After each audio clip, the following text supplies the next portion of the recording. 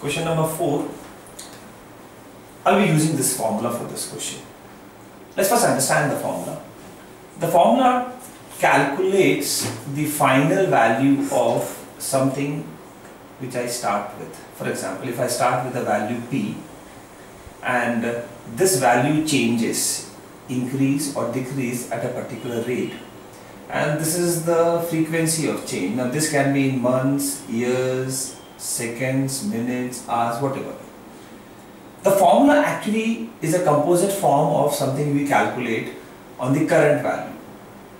I start with this value, I end up with this value after any number of iteration. This can be more than this if I use plus sign here. This can be less than this if I use the minus sign. Now the man-made phenomena, of course, most of the time we use this formula whenever there is a calculation of amount in the compounding basis. Or in fact the negative part is used whenever we calculate the depreciation. I mean, I start with a value of this and the depreciated amount of after this, whatever the number of iteration is this. Or it's something man-made, something natural phenomena, like in this question, the bacterial cells are there. The bacterial cells can increase or decrease. In our question, it's decreasing. So I'll be using this formula for this. The bacteria, let's read the question now. A certain number of bacterial cells are placed in a petri dish and every hour exactly k%. So instead of R, they are using the term K. K% of the bacteria that are present at the beginning of the hour perishes. So if I start with P bacteria, after 1 hour, K% of this gets eliminated or they get perish.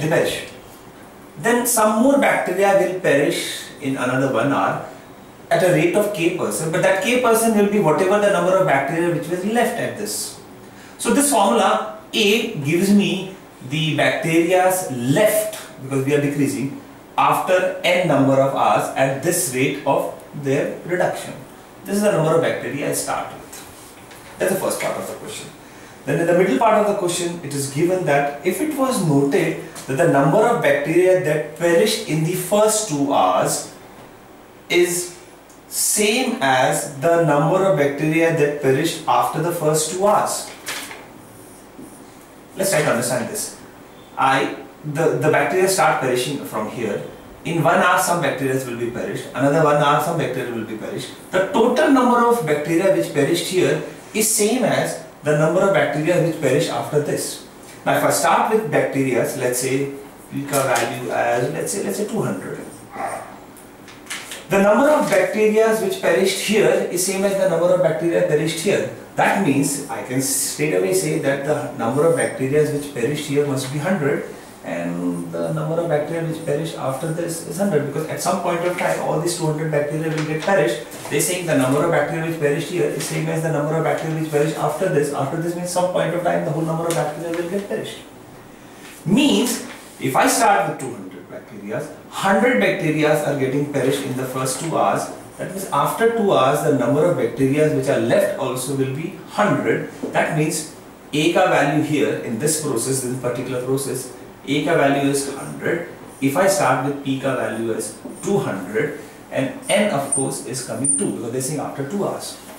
So let's understand this. What I get is 100 equal to 200 times 1 minus k by 100 raised to power 2, or the form which I want is 1 minus k by 100 raised to power 2 is equal to 100 by 200, or what I get is 1 minus k by 100 is equal to square root of 1 by 2, which is equal to 1 by 2. This is what I get. Now the last part of the question, what they are asking is what percentage of the initial bacteria were alive after the 3rd hour? What percentage of were alive? That is after 3rd hour. So 3 hours have passed and they want to find out whatever were left. Whatever bacteria were left is what percentage of the initial. Suppose if I say the number of bacteria which were left were, let's say A1 after this. Let's use the formula again.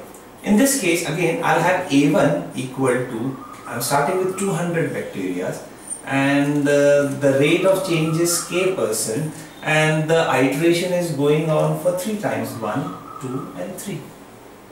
That is what they are asking. What they are actually asking is A1 is what percentage of the initial number of bacteria. This is what they are asking. So let's substitute. I mean, if I substitute here, I already have this value.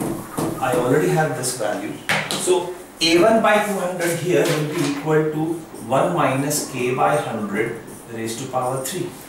But I have 1 minus k by 100 as 1 by root 2. So this will become 1 by root 2 times cube, which is equal to 1 by 2 root 2. I am supposed to find out this fraction in terms of percentage. So if I do the calculation, 1 by 2 root 2 into 100, which is same as 100 by 2.8, which roughly comes to 35 point something percentage, and the only option which is near to 35 is option number